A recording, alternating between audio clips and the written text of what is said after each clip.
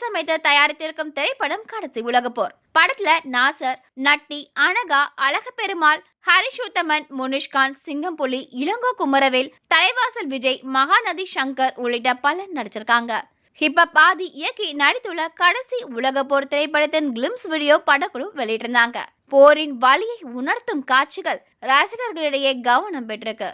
Hip hop ஆதியின் படமா இது என ஆச்சரியப்படும் வகையில அமைந்துள்ளது கிளிம்ஸ். குறிப்பா போரால் பாதிக்கப்பட்டு சீர்குலைந்த கட்டிடங்களும் அதையொட்டி நீளும் காட்சிகளும் மிரட்டுகின்றன.